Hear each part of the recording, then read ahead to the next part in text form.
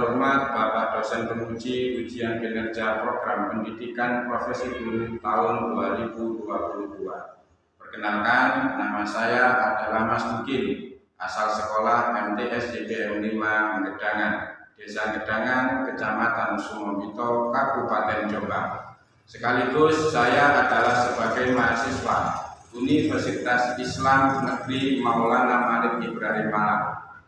Dan pada hari ini, Selasa 19 Juli 2022, saya akan melaksanakan kegiatan praktek pembelajaran untuk memenuhi tugas ujian kinerja BPG dalam jabatan tahun 2022 dengan materi ajar toharoh atau bersuci.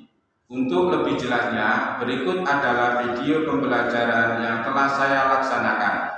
Mohon masukan dan sarannya agar kedepannya bisa lebih baik lagi. Terima kasih. Wassalamualaikum warahmatullahi wabarakatuh.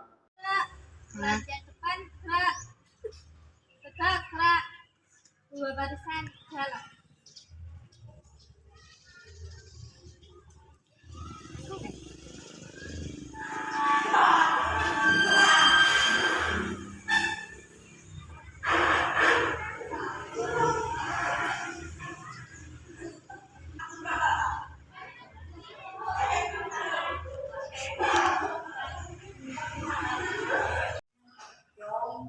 Kiaman, ikroman.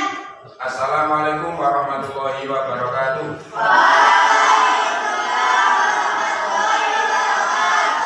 Jurusan. Selamat pagi anak-anakku sekalian. Pagi. Bagaimana kabar kalian hari ini? Alhamdulillah, luar biasa. Allahu Akbar. Yes. Baiklah, sebelum kita belajar di pagi hari ini, mari kita awali dengan berdoa.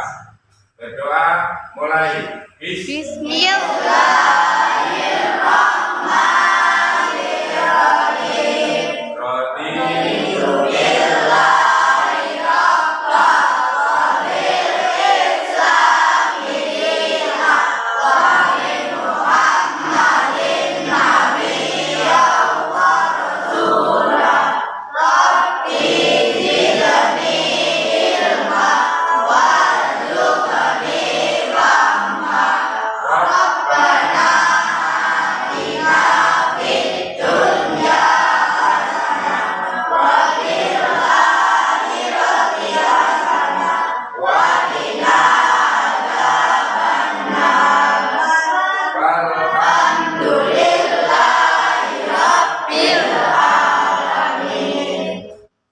Saya absen dulu.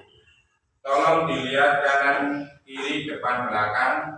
Apakah ada yang tidak masuk? Semuanya masuk semua? Masuk. Alhamdulillah, berarti kita dalam kondisi sehat wal. Anak-anakku sekalian, hari ini adalah hari pertama kalian masuk di kelas 1. Dan pelajaran untuk pagi hari ini adalah materinya fikih. Insya Allah yang akan Bapak bahas adalah tentang toharoh. Kita sebelum melaksanakan sholat itu harus suci. Syaratnya harus suci terlebih dahulu. Suci dari apa? Suci dari najis atau suci dari hadas. Karena kalau kita melaksanakan sholat, andai kata salah satu dari tempat atau pakaian atau badan kita kalau terkena najis, maka sholat kita dihukumi tidak sah atau tidak diterima oleh Allah Subhanahu wa Ta'ala. Maka toharoh itu sangat penting bagi kita agar supaya apa? Supaya ibadah kita diterima oleh Allah Subhanahu wa Ta'ala. Pelajaran hari ini yang akan Bapak terangkan atau sampaikan bab toharoh yang mengenai tentang najis saja, dengan harapan semoga setelah pelajaran hari ini kalian akan mengetahui macam-macam najis dan bagaimana tata cara mensucikan najis-najis tersebut. Itu tujuan untuk pembelajaran di pagi hari ini. Bisa dipahami? Bisa. Baiklah, selanjutnya untuk materi yang akan Bapak sampaikan, tolong dibuka halaman 38, halaman 1 di buku LKS kalian. Di situ nanti ada bacaan atau penjelasan tentang toharoh, pengertian toharoh, benda-benda yang dapat digunakan untuk bersuci. Yang ketiga, air untuk bersuci itu ada berapa macam. Nanti Bapak akan membagi di antara kalian menjadi 3 kelompok. Setelah itu diskusi antar kelompok di antara kelompok. Setelah diskusi baru nanti presentasi dari perwakilan per kelompok. Nanti akan Bapak kasih pertanyaan, tolong dari beberapa kelompok tersebut menjawab dari pertanyaan yang Bapak sampaikan. Bisa dimengerti ya? Sekarang coba dibaca literasi atau buku yang ada di paket kalian, atau cari di materi-materi yang lain, baik dari internet dan lain sebagainya, buku paket dan buku LKS. Saya kasih waktu untuk diskusi 10 menit. Sudah siap? Siap. Siap. Saya kira sudah cukup untuk waktu diskusinya. Sekarang adalah waktu untuk presentasi dari perwakilan kelompok-kelompok yang sudah Bapak bagi. Untuk yang pertama, agar kita lebih memahami semua dari materi yang kalian baca, Bapak akan mempertanyakan untuk pertanyaan yang pertama. Adakah dari kalian yang mengetahui apakah pengertian dari toharoh? Angkat tangan. Ya. Toharoh menurut bahasa artinya bersih atau bersuci. Sedangkan menurut istilah, toharoh adalah mensucikan badan, pakaian, dan tempat dari hadas dan najis. Nah, itu untuk pengertian toharoh. Jadi tempat, pakaian, badan harus disucikan dari apa? Nah, najis. Itu yang dimaksud dengan toharoh. Kalau artinya toharoh itu dari bahasa yang artinya bersuci atau bersih. Bisa dipahami ya? Bisa. Bisa. Tepuk tangan untuk teman kalian sudah menjawab. Baik, untuk pertanyaan yang kedua, dari toharoh atau bersuci tersebut pasti memerlukan benda atau alat untuk bersuci. Adakah dari kalian atau perwakilan kelompok yang mengetahui benda-benda yang dapat digunakan untuk bersuci itu apa saja? Ya? 1. Air dapat digunakan untuk mandi, wudhu, dan membersihkan benda-benda yang terkena najis. Terus? 2. Debu dapat digunakan untuk tayamum sebagai pengganti wudhu atau mandi. 3.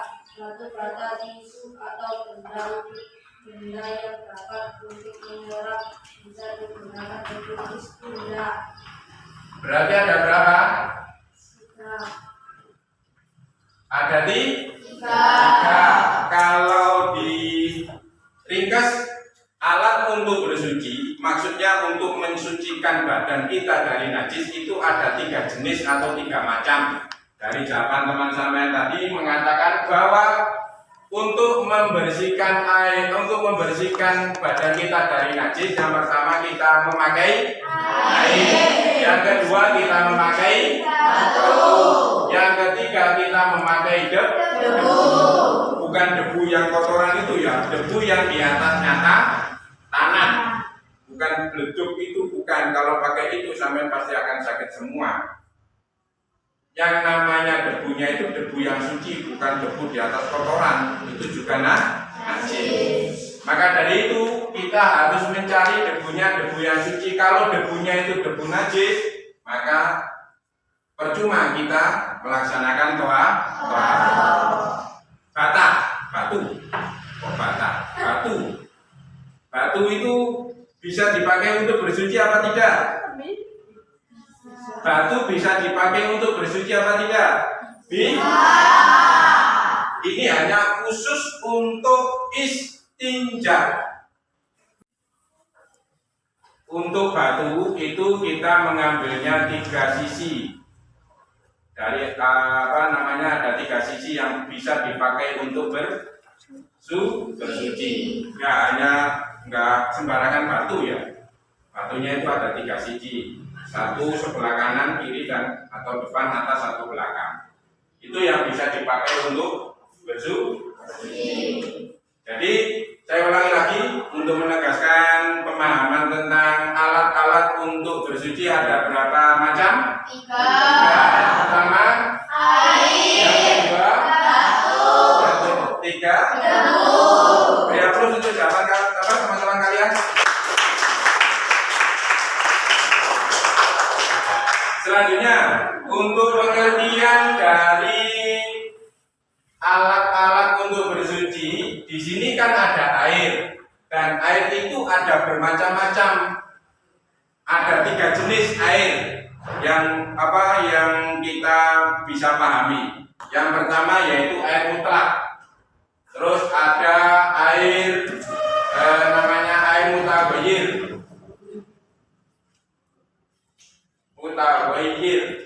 atau yang berubah. Terus yang terakhir adalah air mutanajis. Mungkin sudah kalian pahami tentang 3 macam air tersebut. Yang akan Bapak tanyakan, yang pertama yaitu pengertian dari air mutlak. Adakah yang tahu tentang air mutlak? Air yang dapat digunakan untuk bersuci, boleh diminum. Kalau bahasa Arabnya biasanya disebut dengan tohir, mutohir, suci, mensucikan. Boleh diminum, boleh dipakai untuk berwudu. Ada berapa macam? Ada semacam Air hujan, air laut, air sungai, sumur, sumber, air salju, dan air es. Itu 7 macam air yang boleh dipakai untuk bersuci. Sekarang kalau air es itu dikatakan air mutlak. Sekarang saya tanya, kita boleh nggak berwudu pakai air es? Boleh, karena air es itu termasuk air mutlak. Suci, mensucikan. Suci itu artinya boleh kita minum, boleh dipakai untuk berwudu, boleh dipakai untuk mencuci baju yang terkena najis. Itu namanya air mutlak. Yang kedua, apakah yang disebut dengan air mutaghayyir? Ada yang tahu?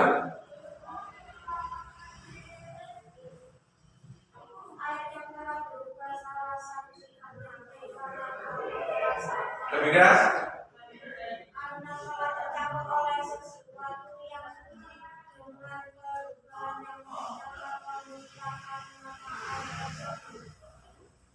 Terus?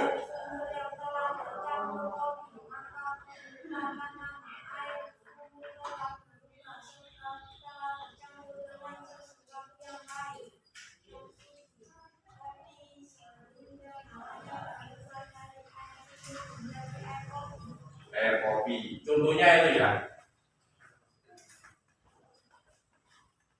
Kalau bahasanya itu, kalau yang pertama air mutlak itu air yang tohir, mutohir. Kalau yang kedua tohir, goiru, mutohir. Suci tapi tidak mensucikan. Artinya suci boleh diminum, tapi tidak mensucikan, tidak boleh dipakai untuk bersuci. Contoh, air putih, air sumur, terus dikasih kopi, terus dikasih gula menjadi air kopi. Itu boleh diminum, tapi tidak boleh dipakai untuk berwudu. Contoh yang lain seperti air kelapa. Air kelapa itu suci tapi tidak mensucikan. Karena apa? Karena air kelapa itu hanya untuk dikonsumsi. Terus ada juga air perasan dari buah, jus. tomat, jus, alpukat atau jus-jus yang lain. Itu boleh diminum, tapi nggak boleh dipakai untuk berwudu. Sampai bayangkan kalau sampai berwudu dengan memakai air jus tomat, liket kabeh ya, kotor semua. Tapi boleh diminum. Itu air, maksudnya air mutabayyir yang dalam bahasa fikihnya disebut dengan tohir, ghairu mutahhir, suci tapi tidak mensucikan. Itu jawaban dari teman-teman kalian yang air mutlak sama air mutaghayyir. Beri aplaus atau tepuk tangan untuk jawaban teman-teman kalian.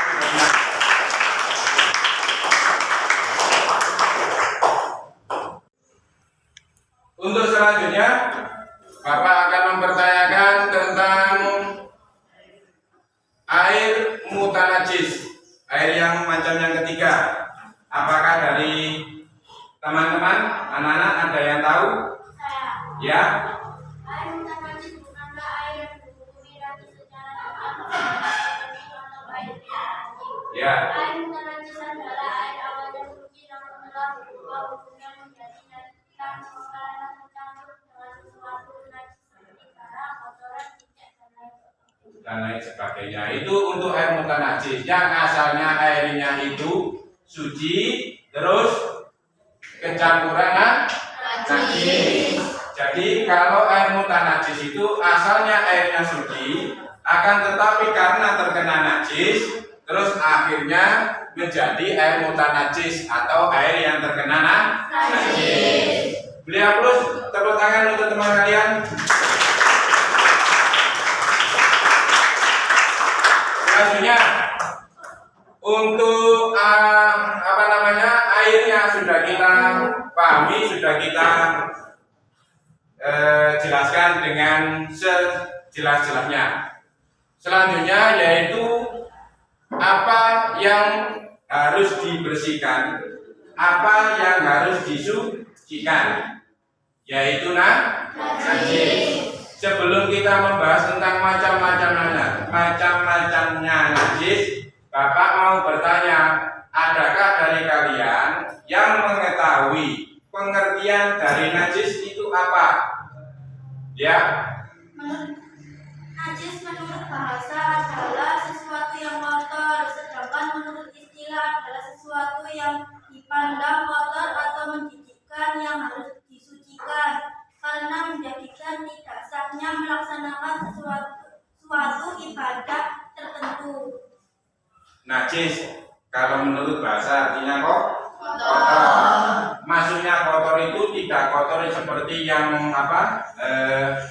kotor menurut pandangan mata ya. Kalau kotornya itu menurut syariat. Artinya apa? Kalau kotornya itu menurut syariat, maka ibadah yang kita kerjakan tidak akan diterima oleh Allah karena badan kita, pakaian kita, atau tempat ibadah yang akan kita kerjakan atau kita lakukan itu terkena najis. Maka dari itu, walaupun pakaiannya kotor itu maksudnya itu warnanya sudah berubah karena lamanya tidak dicuci. Akan tetapi kalau belum terkena najis, maka baju tersebut masih dihukumi suci.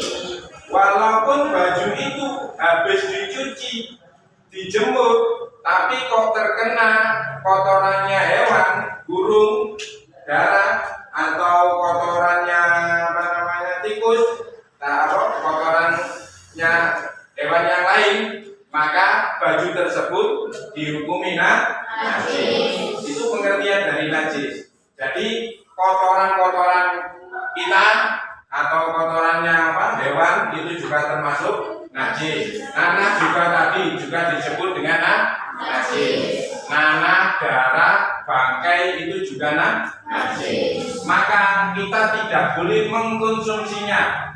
Karena apa? Hukumnya haram kita mengkonsumsi barang yang najis. Seperti bangkai, bolehkah kita memakan bangkai?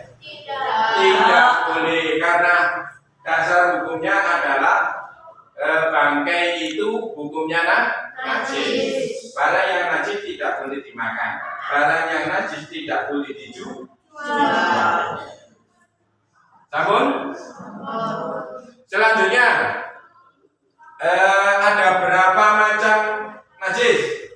Najis itu ada berapa macam? 3. 1, Najis mukhaffafa, 2, najis mutawasito, 3. najis mughalladho. Najis mukhaffafa, najis mutawasito, najis mughalladho. Mukhaffafa, mutawasito, mughalladho. Itu macam-macamnya najis. Ono sing diarani najis mukhaffafa atau najis ringan. Ada yang disebut dengan najis mutawasito atau najis sedang. Ada yang disebut dengan najis mughalladho atau bisa disebut dengan najis berat. Nanti akan kita bahas selanjutnya untuk pengertian dari apa najis mukhaffafa, apa dari najis mutawasito dan najis mughalladho dari hasil diskusi yang sudah kalian kerjakan tadi. Bisa ya? Baik, untuk selanjutnya tolong presentasi dari perwakilan kelompok. Adakah yang sudah siap untuk najis mukhaffafa? Ya, silakan.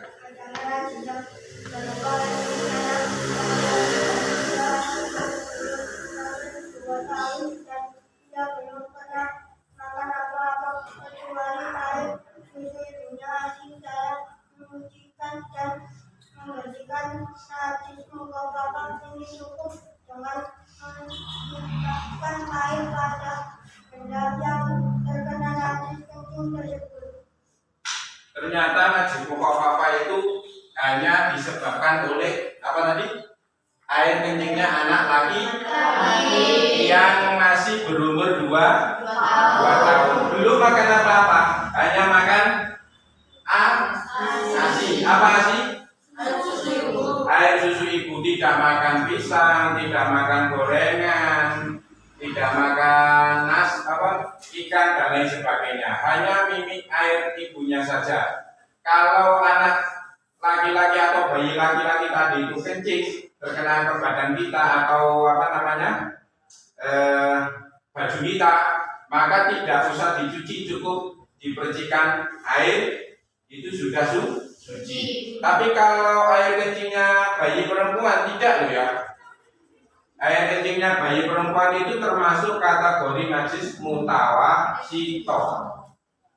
Khusus ini mukhaffafa hanya bayi laki-laki yang berumur 2 tahun ke bawah. Maksudnya 2 tahun ke bawah itu 1 tahun, 1,5 tahun sampai 2 tahun. Kalau 2 tahun pun lebih berarti sudah masuk ke najis najis mutawasito. Tepuk tangan untuk teman kalian. Selanjutnya untuk presentasi dari pengertian najis mutawasito. Adakah yang tahu dari kelompok? Saya. Ya. Najis mutawasito adalah najis sedang. Najis sedang. Contohnya seperti apa? Air kencing, darah, nanah, dan kotoran hewan. Dan kotoran hewan atau kotoran manusia. Jadi kalau kita terkena air kencing berarti najisnya termasuk najis mutawasito atau najis sedang. Bagaimana cara mensucikannya? Cara mensucikannya dengan menyiramkan air hingga hilang zat, warna, dan rasa baunya. Yang penting hilang zatnya atau barangnya, hilang rasanya, hilang baunya, baru dikatakan suci. Kalau masih bau pesing, ya berarti belum suci. Sampean mencuci baju, di situ ada bekas kotoran, di situ masih ada, berarti masih ada bekas kotorannya, berarti belum suci. Jadi kalau zatnya itu barangnya harus hilang, warnanya juga harus hilang, baunya juga harus tidak berbau, itu baru suci. Maka dari itu kalau menghilangkan najis tadi, dari teman kalian sudah menjawab bahwa zatnya harus dihilangkan terlebih dahulu. Setelah itu disiram dengan air, dibersihkan dengan air, baru disebut atau dikatakan suci. Beri aplaus atau tepuk tangan untuk teman kalian. Yang terakhir, Dari kelompok yang terakhir, adakah yang tahu tentang najis mughaladzah? Saya. Ya. Najis mughaladzah adalah najis berat. Najis berat ditimbulkan atau disebabkan apa? Seperti najisnya anjing dan babi. Anjing dan babi. Berarti najis mughaladzah itu hanya dua hewan penyebabnya ya. Yang pertama yaitu anjing. Yang kedua Babi. lainnya hewan dua tersebut tidak dihukumi najis mughaladzah. Tapi kalau terkena air liurnya kambing bukan termasuk najis mughaladzah. Yang terkena air liurnya anjing atau air liurnya babi itu yang dikategorikan najis mughaladzah atau najis berat. Terus bagaimana cara mensucikannya?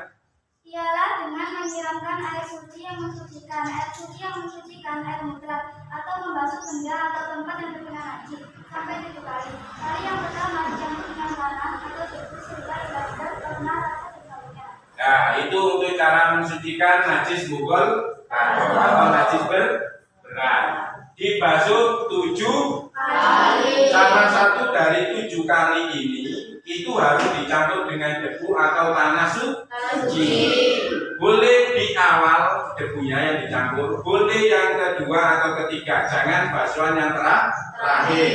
Artinya satu cebok, satu gayung dikasih debu, baru dibasuhkan ke tangan atau ke anggota tubuh yang terkena najis mughaladzah. Walaupun sampai pakai sabun, walaupun sampai pakai deterjen atau pemutih dan lain sebagainya, tapi kalau tidak dicampur dengan debu, maka tetap hukumnya tidak suci. Debu ini hukumnya wajib dipakai untuk bersuci kalau terkena najis mughaladzah. Ternyata survei membuktikan bahwa air liurnya anjing atau gigitannya anjing atau terkena kotorannya babi atau air liurnya babi itu mengandung penyakit. Dan untuk menetralisasikan penyakit tersebut ternyata oleh Rasulullah sudah diberi jawaban atau sudah diberitahu bahwa untuk mengobati penyakit rabies karena anjing atau penyakit karena babi itu ternyata obatnya air dicampur dengan tanah. Itu rahasia dari Rasulullah untuk diberikan kepada kita. Kenapa kok kita bersuci memakai debu ketika kita terkena najis mughaladzah? Itu rahasia dan baru terbuka ketika orang Barat atau orang Kristen mencari kenapa orang Islam kalau terkena najis mughaladzah harus dicampur dengan debu atau tanah. Ternyata ada rahasia di balik rahasia tersebut untuk mengobati penyakit yang ditimbulkan dari anjing atau babi. Itu untuk pengertian yang sudah kita pelajari bab taharah. Tepuk tangan untuk semuanya. Baik, yang terakhir. Kalau kita mau bersuci, kalau kita mau taharah, maka kita pasti akan mendapatkan manfaat atau fungsinya. Tolong jelaskan atau sebutkan apa saja fungsi dari taharah. Ada yang tahu? Ya? 1. Untuk membersihkan badan, pakaian, dan tempat dari hadas dan najis ketika hendak melaksanakan suatu ibadah. 2. Dengan bersih badan dan pakaiannya. Seseorang tampak cerah dan enak dilihat oleh orang lain karena Subhanahu wa ta'ala juga mencintai kesucian dan kebersihan. Terus? 3. Menunjukkan seseorang memiliki iman yang tercermin dalam kehidupan sehari-harinya karena kebersihan adalah sebagian dari iman. 4. Seseorang yang menjaga kebersihan, baik badan, pakaian, ataupun tempat kita terjangkit penyakit. 5. Seseorang yang selalu menjaga kebersihan baik dirinya, temannya maupun lingkungannya, maka ia menunjukkan cara hidup sehat dan disiplin. Cara hidup sehat dan disiplin. Pada intinya dari manfaat atau fungsinya kita taharah Artinya kita itu menjaga, berusaha untuk hidup sehat. Dan Allah sudah berfirman, innallaha yuhibbut tawwabina wa yuhibbul mutatahhirin. Allah itu suka kepada orang yang taubat, Allah itu suka atau menyukai orang yang bersih. Baiklah anak-anakku sekalian, itu pelajaran yang bisa Bapak sampaikan di pagi hari ini. Semoga kita mendapatkan ilmu yang manfaat dan barokah. Pada intinya kita harus menjaga kebersihan badan kita, jiwa kita dari kotoran atau najis supaya hidup kita menjadi sehat. Untuk tugas yang terakhir, sebelum kita selesaikan pelajaran ini, tolong nanti di rumah cari beberapa contoh dari najis mutawasitoh atau najis ringan. Boleh dipakai cara mensucikannya, boleh sampai memvideo atau memakai foto. Bisa dipahami? Jadi nanti pulang tolong sampean foto atau video, memvideokan cara mensucikan najis mutawasitoh. Nggak tahu sampean kotoran ayam atau kotoran apa, terserah. Nanti setelah di video kita akan lihat bersama-sama hasil dari tugas kalian yang ada di rumah. Insya Allah besok kita akan mempelajari untuk pelajaran selanjutnya yaitu tentang hadas. Baik, kita tutup dengan membaca Rabbi Mafana bersama-sama agar apa yang kita pelajari hari ini menjadi ilmu yang manfaat dan barokah. Bismillahirrahmanirrahim. Rabbi Mafana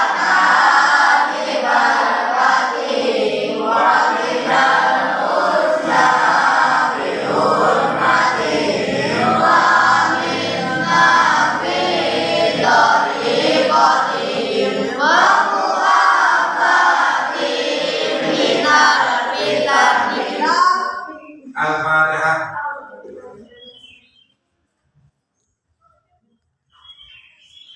Mohon maaf. Wassalamualaikum warahmatullahi wabarakatuh.